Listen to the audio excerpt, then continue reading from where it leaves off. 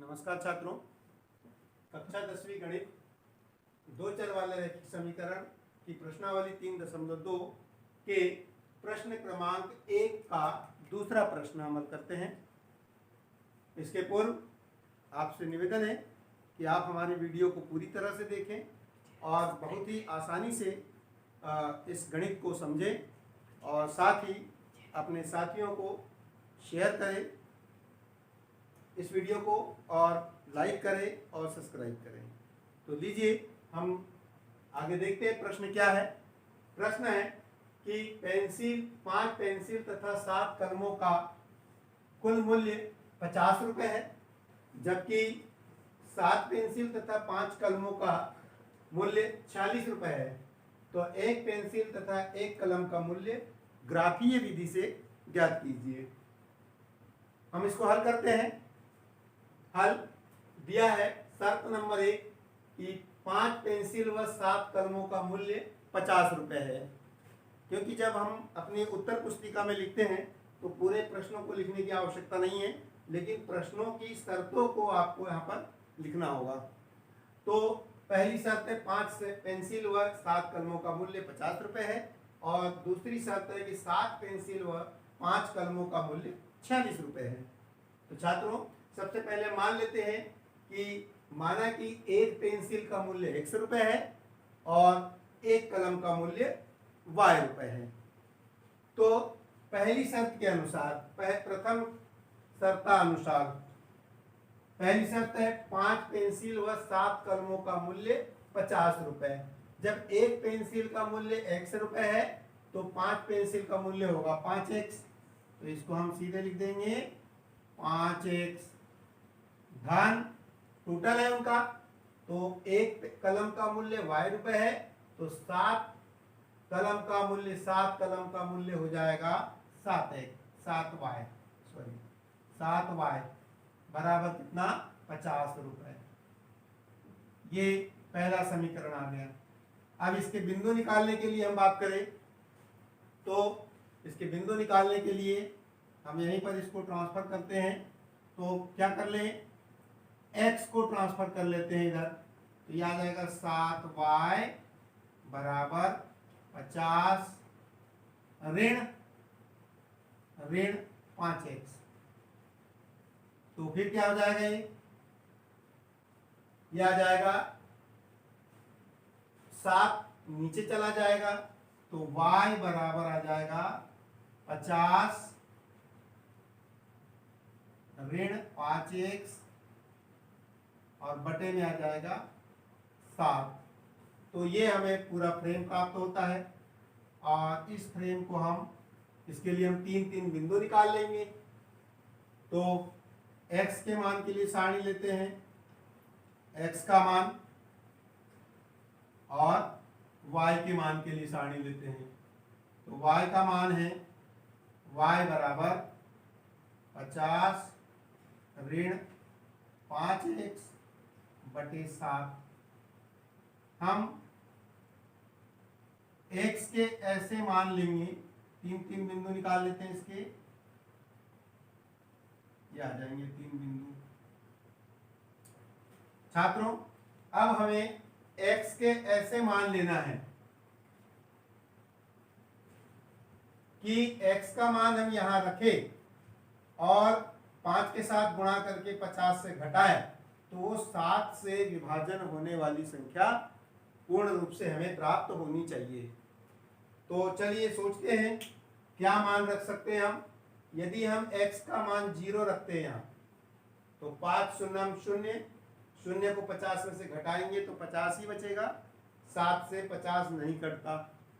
हम 1 रख के देखते हैं, 1 रख के देखो तो क्या आ जाएगा, 5 एकम 5 को घटाएंगे तो 45 आ जाएगा, नहीं होगा। ऋण 1 रख के देखिए, ऋण 1 रखेंगे तो 5 एकम 5 यानी धन 5 और 50 के साथ 55 जो 7 से नहीं कटता है। ठीक है, तो हम सीधा यहाँ मान रखते हैं कितना, 3 रख देते हैं। 3 रख के देखते हैं, देखिए 5 दिया 15 को 50 में से घटाएंगे तो 35 आ जाएगा और 35 भागित 7, तो 7 5 35। तो इस तरह से हम लोग मान रख लेते हैं।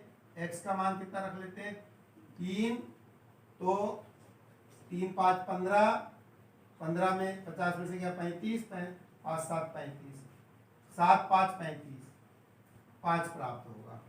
अब ऋण 3 रख के देख लीजिए, ऋण 3 रखते हैं तो कितना आ जाएगा, धन 15 हो जाएगा, धन 15 और ये 65 हो जाएगा, और 65 7 से नहीं कटता। तो अब हम आगे अगला मान देखते हैं। 4 4 पंचे 20, और 20 को घटाएंगे तो 30 ही बचेगा, नहीं आएगा। तो ऋण 4 रख के देखिए, तो 4 पंचे 20 70 हो जाता है, आ सकता है। ठीक है, तो यहाँ पर हम किसका मान रख दें, x का मान ऋण 4 रख देते हैं। तो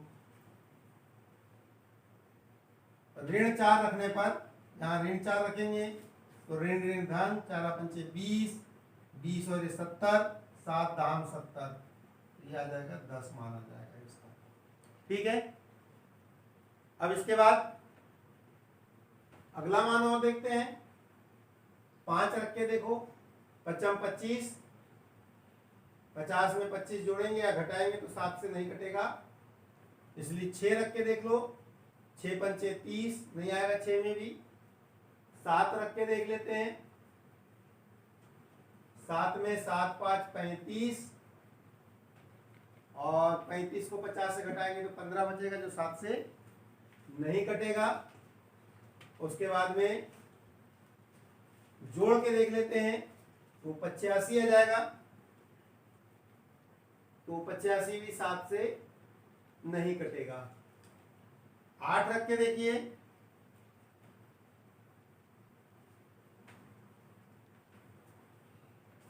ठीक है। तो छात्रों, हम इसमें और अधिक मान आने में बहुत देर लग सकती है, तो इसको हम 2 ही मान पे समाप्त करते हैं। अगला समीकरण लेते हैं, समीकरण नंबर 2, या द्वितीय शर्तानुसार। द्वितीय शर्तानुसार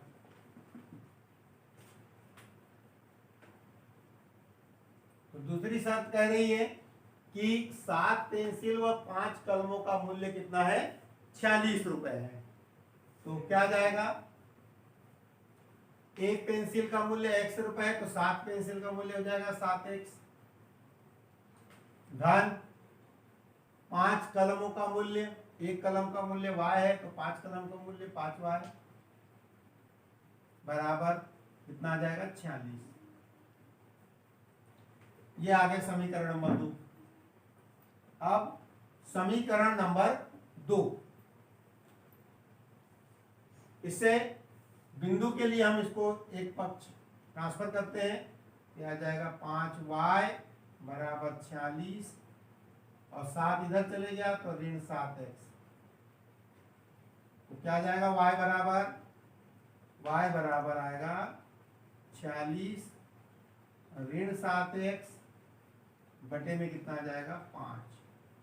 अब ये दूसरा फ्रेम प्राप्त हो गया हमें। यहाँ हम x का मान रखते जाएंगे तो y का मान निकल के आएगा। तो क्या जाएगा, x के लिए सारणी, x बराबर x के मान रखते जाएंगे तो y का मान निकलते जाएगा। y बराबर 46 ऋण 7x बटे कितना आ गया, 5। चलिए, अब इसके भी 3 बिंदु या 2 बिंदु अधिकतम निकालते हैं। चलिए, तो क्या जाएगा, हम x का मान रखते हैं। ऐसा x का मान रखेंगे कि 5 से कैलकुलेशन करने के बाद 5 से विभाजित हो जाए। कितना जाएगा, हम यहाँ 0 रख के देखते हैं छात्रों, तो 0, 7 शून्य 0 हो जाएगा, 46 बटे 5 यानी नहीं कटेगा। 1 रख के देखते, 7 एकम 7, 7 घटेगा तो 46 में से 7 गया तो बच जाएगा 39, जो 5 से नहीं कटता है। उसके बाद 2 रख के देख लीजिए, 2 साती 14, इससे भी नहीं कटेगा। 2 साती 14 आ जाएगा, 14 घटाएंगे तो कितना बच जाएगा यहाँ, 2 3 34, जो 5 से नहीं कटता है। तो क्या आ जाएगा, 32 बचेगा, जो 5 से नहीं कटता है। ऋण 2 रख के देखते हैं। ऋण 2 में क्या होगा, 7 दूनी 14, धन 14 हो जाएगा, और धन 14 और 46 हो जाएगा 60, जो 5 से कट जाएगा। तो क्या मान रखें हम लोग, ऋण 2। अब यहाँ ऋण 2 रखेंगे तो ये हो जाएगा 7 दूनी 14, धन 14 और ये 46, 60 यानी 12 पंचे 60, 12 आ जाएगा। ठीक है, अगला मान क्या होगा, अगला मान हम 3 रख के देखते हैं। यहाँ पर 3 रखें तो 7 3 21, 21 को घटाएंगे 46 में से तो कितना बच जाएगा अपने पास, यहाँ बचेगा 5 और 2 25, 25 यानी 5 25 5। तो इस तरह से समीकरण 2 के भी 2 निर्देशांक प्राप्त कर लिए, 2 निर्देशांक प्राप्त कर लिया। हो सके तो अधिक से अधिक हम 3 निर्देशांक प्राप्त करें। ठीक है, अब इसके बाद इनको हम ग्राफ पर निरूपित करते हैं। छात्रों, इसके पूर्व हमने दोनों समीकरण के निर्देशांक बिंदु प्राप्त किए थे, इन्हें हम ग्राफ के ऊपर प्रदर्शित करेंगे। पहला बिंदु है 3 5, तो x का मान धनात्मक x अक्ष में चलेंगे 3 1 2 3, और y का मान है 5 धनात्मक, तो 5 1 2 3 4 और ये 5। तो इस तरह से ये बिंदु प्राप्त हो गया 3 5। और दूसरा समीकरण है दूसरा बिंदु है ऋण 4 10, 1 2 3 4, ऋण 4 सॉरी ऋणात्मक x की तरफ चलेंगे 1 2 3 4, और फिर है 10, ये आ गया 1, यहीं से 2, यहीं से 3, ये 4, ये 5, इसी तरह से 6, ये 7 8 9 और ये 10, ये 10वां बिंदु है। तो इस तरह से ये प्राप्त हो जाएगा ऋण 4 और 10, ये बिंदु प्राप्त हो गया ऋण 4 10। इसका हम ग्राफ खींच लेंगे।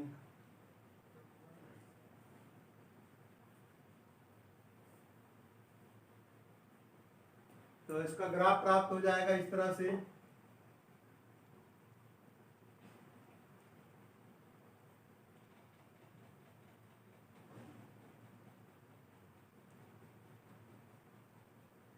और इस रेखा का समीकरण हम लिख देंगे।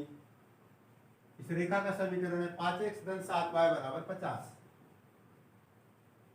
5x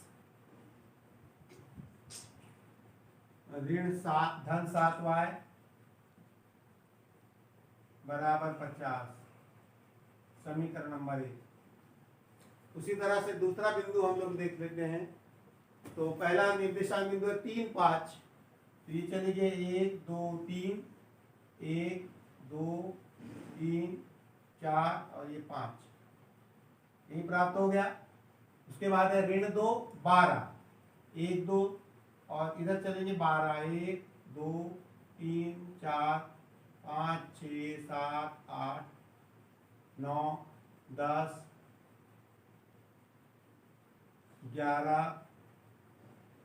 और ये 12, ये दूसरे बिंदु के सीध से चलेंगे। ये आ गया ये वाला बिंदु, और इस बिंदु का नाम है ऋण 2 12। ये आ जाएगा ऋण 2 और 12, ये बिंदु प्राप्त हो गया। और इस बिंदु का हम लाइन खींच लेंगे सरल रेखा में। कहाँ से जाएगी ये, 3 5 से होते हुए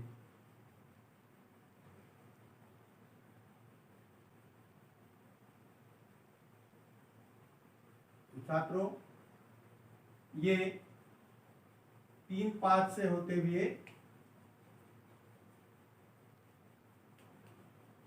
इस बिंदु के निर्देशांक लिख देते हैं हम, ऋण 2 और 12।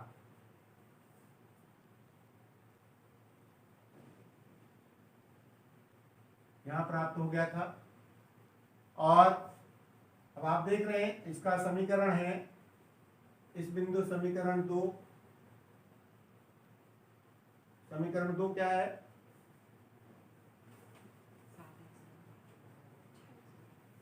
कितना आ जाएगा? 7x धन 5y बराबर 46, समीकरण नंबर 2। तो इसका निर्देशांक अब आप देख रहे हैं कि ये बिंदु कितने बिंदु पर काट रहा है, कौन से बिंदु पे काट रहा है? ये इस तरह से 1 2 3 और 1 2 3 4 5, यानी कि 3 5 पर दोनों रेखाएं एक दूसरे को प्रतिच्छेदित कर रही है। अब यहां लिखेंगे क्योंकि समीकरण निकाय की रेखाएं एक दूसरे को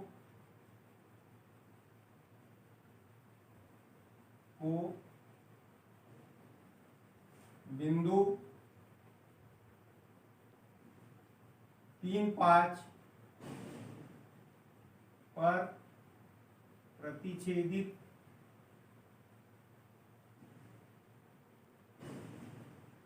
करती है, अतः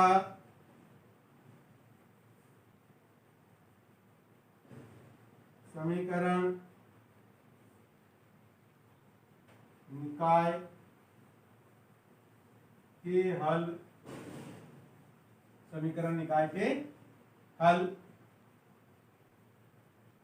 x बराबर 3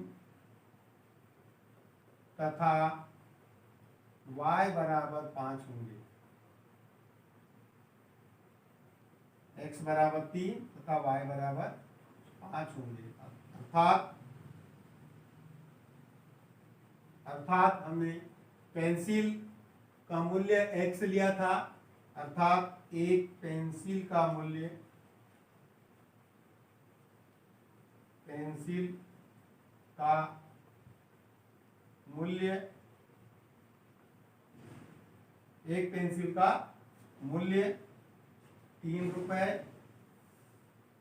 तथा एक कलम का मूल्य